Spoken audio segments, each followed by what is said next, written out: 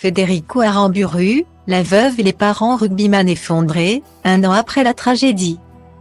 C'est une date commémorative qui a forcément fait beaucoup de peine à tous les amoureux de rugby. Un peu partout sur la planète. Le lendemain de la clôture du tournoi des 6 Nations.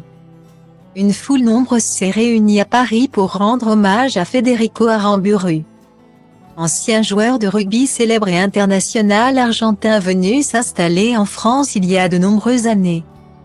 Le 19 mars 2022, ce dernier a perdu la vie dans les rues de la capitale, abattu de plusieurs balles après une altercation avec Loïc Le Priol et Romain Bouvier.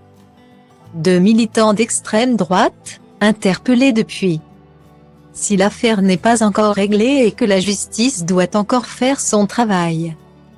La ville de Paris a décidé de rendre un hommage appuyé à Federico Aramburu, 1 an jour pour jour après sa mort. C'est au 146, boulevard Saint-Germain, dans le 6e arrondissement de la capitale. À l'endroit même où le rugbyman a été abattu à seulement 42 ans, que les commémorations ont eu lieu. Une plaque a été dévoilée sur laquelle on peut lire « Jamais plus une famille ne devrait être endeuillée à cause des idées et de la haine qui nichent dans les fanatismes comme celui de l'extrême droite ». Un moment très émouvant et un hommage en présence de Maria Aramburu, la veuve de l'Argentin. Toutes les photos sont à retrouver dans le diaporama. Très forte dans ce moment forcément compliqué et qui a dû ressasser de nombreux souvenirs. La femme du défunt était accompagnée des parents de ce dernier. Sa mère, Cecilia, a eu des mots forts lorsqu'elle a pris la parole. Tout extrémisme provoque des désastres.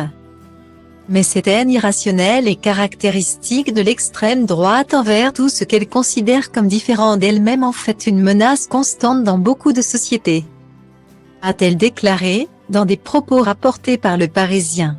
Le père de Federico Aramburu était particulièrement ému durant la cérémonie. Tout comme son grand copain, Thomas Lièvremont. Plusieurs personnalités du monde du rugby, à l'image de Bernard Laporte ou encore Pierre Abadan. Le compagnon de Laurie Delhostal, était présent pour ce dernier hommage à un rugbyman aimé de tous.